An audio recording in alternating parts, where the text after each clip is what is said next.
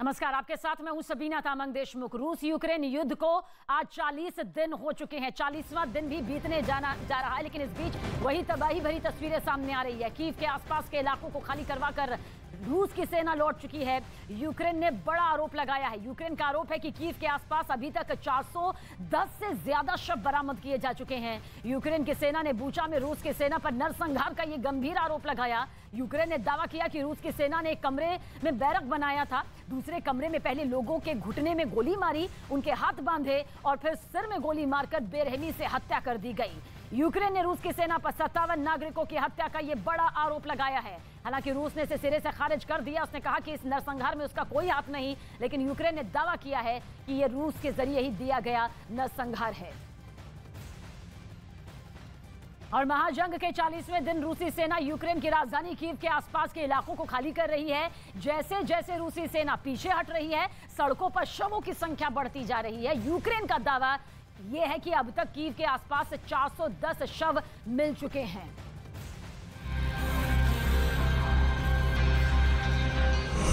क्या रूस की सेना ने यूक्रेन के बुचा इलाके में नरसंहार किया?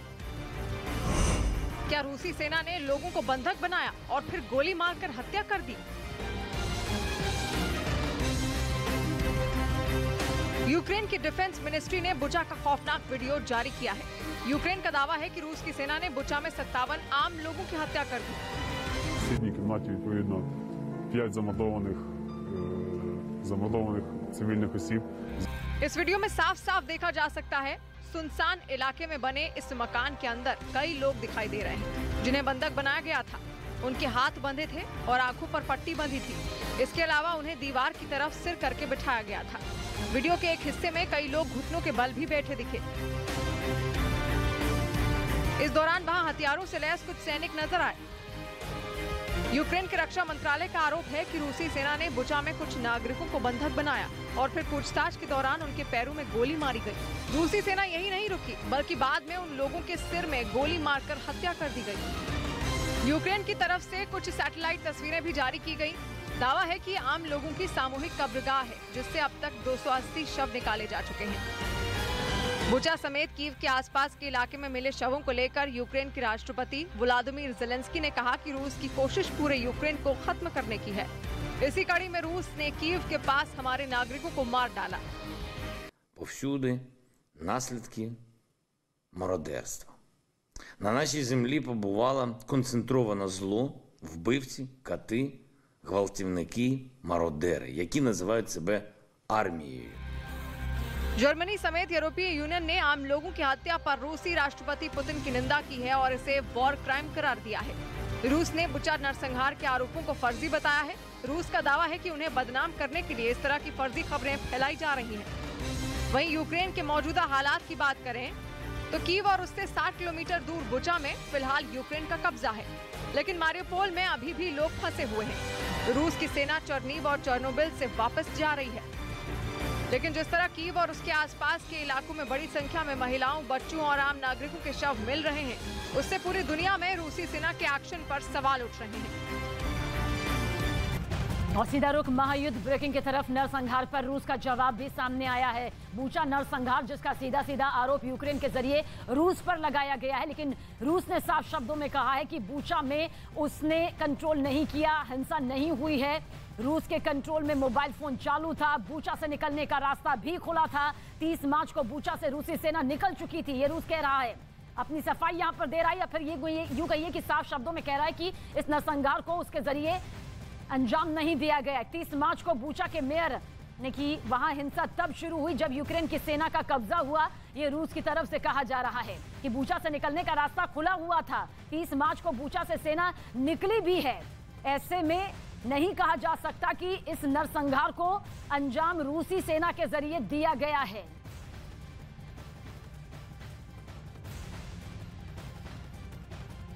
और यूक्रेन में बूचा शहर में युद्ध अपराध की तस्वीरों के बीच में रूस ने पश्चिमी मीडिया की साजिश इसे करार दिया है और युद्ध अपराध के आरोप के खिलाफ रूस के 8 तर्क यहां पर सामने आया। क्या ये तर्क हैं, ये अब आपको डिटेल से बताते हैं। दरअसल रूस के कंट्रोल में जब तक बूचा था तब तक किसी स्थानीय को भी हिंसा का शिकार नहीं होना पड़ा, ये रूस यहां पर कह रहा है। ये तर्क रूस ने यहां पर दिया है। जब तक रूस के कंट्रोल में बूचा था तब तक लोग स्वतंत्र रूप से आवाजाही के अलावा मोबाइल फोन का भी इस्तेमाल कर रहे थे। बूचा से निकलने का रास्ता भी बंद नहीं था। उत्तर दिशा में बेलारूस की तरफ से लोग आसानी से निकल सकते थे क्योंकि दक्षिण की दिशा से यूक्रेन की तरफ से फायरिंग हो रही थी। ये तर्क देखिए रूस की तरफ से दिया जा रहा है। तुर्की में बातचीत के एक दिन बाद 30 मार्च को सभी रूसी यूनिट बूचा से निकल चुकी थी। 31 मार्च को बूचा के मेयर ने पुष्टि की थी कि रूस की सेना बूचा में नहीं है और वो किसी भी स्थानीय को गोली लगने का जिक्र भी यहां पर नहीं कर रही थी। यूक्रेन सिक्योरिटी सर्विस और यूक्रेन मीडिया के आने के बाद बूचा में अपराध के सबूत आने लगे। ये दावा रूस की सेना की तरफ से किया गया है। कीव ने जो तस्वीरें जारी की उसमें 4 दिन बाद भी मृत शरीर में अकड़न नहीं, जो कि सवाल उठा रही है। बूचा की तस्वीर कीव के लिए पश्चिमी मीडिया ने तैयार की, जैसा कि मारियोपोल और दूसरे शहर के लिए तैयार किया गया। फिर तो यही बात जो है वो लगातार रूस यहां पर कह रहा है कि ये जो नरसंहार का आरोप लगाया जा रहा है वो यूक्रेन की तरफ से सरासर गलत है। और यूक्रेन की तरफ से लगातार दावा किया जा रहा है कि व्लादिमीर पुतिन की सेना पीछे हट रही है। दावा तो यहां तक किया जा रहा है कि पुतिन ने सैनिकों के कीव खाली भी कर चुके हैं और इसके अलावा रेड आर्मी मारियोपोल और कई शहरों में भी पीछे की तरफ रुख कर रही है। इसे लेकर रूसी सेना ने सबसे गहरी साजिश का दावा यहां पर किया जा रहा है। इस पर देखिए हमारी एक्सक्लूसिव रिपोर्ट। क्या लंबे युद्ध से ऊब रहे हैं रूसी सैनिक?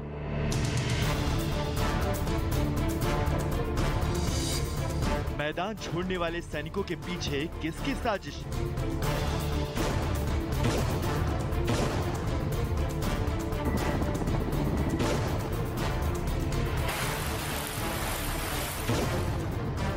ये सवाल इसलिए उठ रहे हैं क्योंकि जिस रेड आर्मी को पुतिन ने यूक्रेन की जमीन पर जंग के लिए उतारा था, वो रेड आर्मी जंग का मकसद पूरा होने से पहले ही भ्रम के जाल में फंसने लगी है। यूक्रेन में युद्ध के कई मोर्चों से तो रूसी सेना लगातार पीछे हट रही है और इस आधिकारिक घोषणाओं के बीच जो दावे किए जा रहे हैं वो और भी हैरान करने वाले हैं।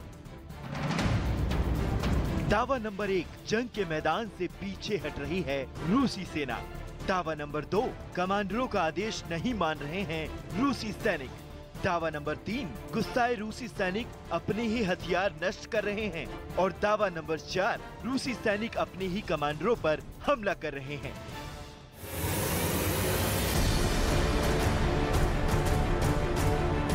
रूस पिछले 40 दिनों से यूक्रेन में संघर्ष कर रहा है।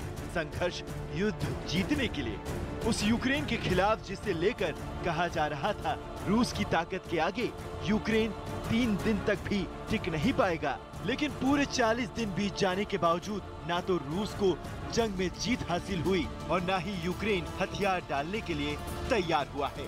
अलबत्ता पिछले 40 दिन से जिस तरह यूक्रेन रूस की रेड आर्मी का करारा जवाब दे रहा है, उसे देखकर पुतिन भी खुद तंग हैं। नेटो का दावा है कि पुतिन की रेड आर्मी में भी विद्रोह की आशंकाएं तेज हो गई है, क्योंकि जंग में रूसी सैनिकों का मनोबल काफी गिर चुका है। यही नहीं, रूसी सैनिकों का पाला बदलने की भी संभावना बन रही है। जंग का इतिहास खंगाले तो रूसी सैनिक में बगावत की कहानी कोई नई बात नहीं है। 1905 में भी रूस और जापान युद्ध के दौरान भी रूसी सेना ने बगावत कर दी थी। 1994 से लेकर 1996 के दौरान चेचन्या के साथ पहले संघर्ष में भी रूसी सैनिक मैदान छोड़कर भाग गए थे। जंग में रूसी सेना के इस काले इतिहास से व्लादिमीर पुतिन भी अच्छी तरह वाकिफ हैं। लिहाजा वो अब जंग के बीच ही अपनी रणनीति में लगातार बदलाव कर रहे हैं। यही नहीं, युद्ध की रणनीति फेल होने के चलते पुतिन अपने कई सलाहकारों के खिलाफ भी एक्शन ले रहे हैं। हालांकि इन सब के बावजूद अब तक पुतिन की सेना यूक्रेन में ज्यादा कारगर साबित नहीं हो पाई है और इसके पीछे कुछ और वजहों को भी जिम्मेदार माना जा रहा है।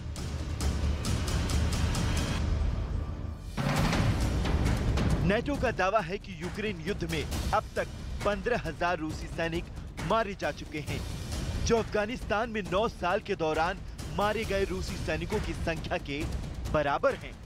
इसके अलावा यूक्रेन युद्ध में अब तक 7 रूसी जनरल मारे जा चुके हैं, जो द्वितीय विश्व युद्ध के बाद रूसी सेना में जनरलों की सबसे ज्यादा मौत है। इसके अलावा सैनिकों की ट्रेनिंग भी वजह बताया जा रहा है, क्योंकि 2014 में कहा गया था कि रूस की 25% सेना को इन्फेंट्री चलानी नहीं आती और इसके चलते सेना में भी वेतन में असमानता है, यानी रूस की सेना में समान वेतन लागू न होने के चलते भी सैनिकों में असंतोष है। जाहिर है कि रूस की सेना के अंदर ये सारे फैक्टर अब जंग के मैदान में अपना असर दिखा रहे हैं, जिसके चलते फिलहाल रूसी आर्मी यूक्रेन में आक्रामक होने के बावजूद बैकफुट पर नजर आ रही है।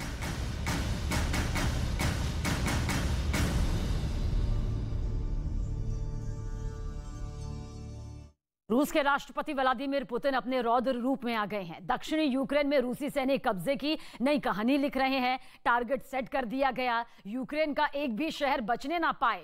दक्षिणी यूक्रेन पर पुतिन के कब्जे की डिटेल इस रिपोर्ट के जरिए आप देखें।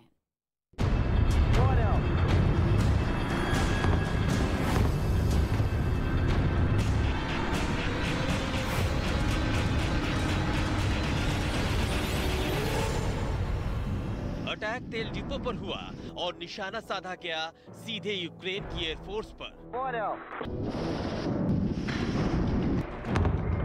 मिसाइल हमलों ने यूक्रेन के फाइटर जेट्स को पंगु बना दिया। महाजंग में जो यूक्रेनी फाइटर जेट्स कल तक रूसी सेना पर कहर बनकर टूट रहे थे, अब उन्हीं फाइटर जेट्स को पंगु बनाने के लिए रूस ने यूक्रेन पर तगड़ा वार कर दिया है। ऐसा वार जिसके बाद यूक्रेन के लड़ाकू विमान अगले कुछ दिनों तक जमीन नहीं छोड़ पाएंगे।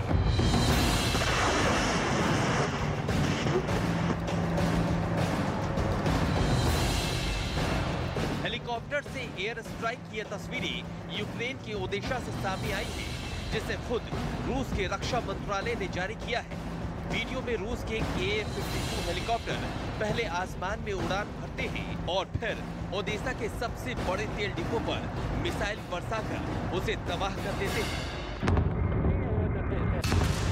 कहने को यह हमला यूक्रेन के तेल डिपो पर हुआ, लेकिन इस हमले ने यूक्रेनी सेना की कमर तोड़कर रख दी है। कैसे, अब वो समझिए। जिस ओदेसा में ये हवाई हमला हुआ, वहाँ यूक्रेन की नेवी का मुख्यालय है। जिस ऑयल डिपो पर रूस का यह हवाई हमला हुआ, वहाँ से यूक्रेनी सेना को ईंधन सप्लाई होती थी। यही नहीं, तेल डिपो तबाह होने से यूक्रेन के माइकोलिव शहर में भी यूक्रेनी सेना की सप्लाई चेन टूट गई है। हेलीकॉप्टर से किए गए इस हवाई हमले को ओदेसा पर कब्जे की कोशिश के तौर पर भी देखा जा रहा है, क्योंकि ओदेसा काला सागर से लगता शहर है और यहाँ यूक्रेन की नौसेना का मुख्यालय इसे और अहम बना देता है। पुतिन की सेना पिछले कई दिनों से ओदेसा पर कब्जा जमाने की कोशिश कर रही है और इसके लिए रेड आर्मी जमीन और आसमान से लगातार यूक्रेन के सैन्य ठिकानों पर बम बरसा रही है। Сегодня утром высокоточными ракетами морского и воздушного базирования уничтожен нефтеперерабатывающий завод и 3 хранилища горюче-смазочных материалов в районе города Одессы, в которых осуществлялись поставки топлива для группировки украинских войск на Николаевском направлении. ओदेसा के मिशन पर निकले रूस के 2 Ka-52 हेलीकॉप्टर्स ने एक के बाद एक कई मिसाइलों से इस ऑयल डिपो पर अटैक किए। अटैक होते ही ऑयल डिपो तेज धमाके के साथ आग के बवंडरों में घिर गया और इसके बाद ऑयल डिपो में लगातार धमाके होते रहे। आग इतनी भयानक थी कि उसकी लपटें कई किलोमीटर दूर से भी आसमान में उड़ती दिखाई दे रही थी। यही नहीं, उससे निकलने वाला काला धुआं आसमान के इलाके में फैल गया। देखने से ऐसा लगा जैसे धुएं की वजह से पूरा आसमान ही काला पड़ गया हो। Я спокойно не думал вывозить семью, как бы слышны были выстрелы, ПВО, как бы, такого никогда еще не было. Вот это вот после этого как бы очень начался страх, как бы больше как бы не за себя, а за семью, как бы за близких, как бы. रूस के इस हवाई हमले को यूक्रेन के लिए बड़ा झटका माना जा रहा है। क्योंकि अब तक मिली जानकारी के मुताबिक यूक्रेनी ऑयल डिपो के 3 स्टोरेज पूरी तरह से बर्बाद हो चुके हैं। इन ऑयल स्टोरेज से ही ब्लैक सी के रास्ते तेल की सप्लाई माइकोलिव तक होती थी।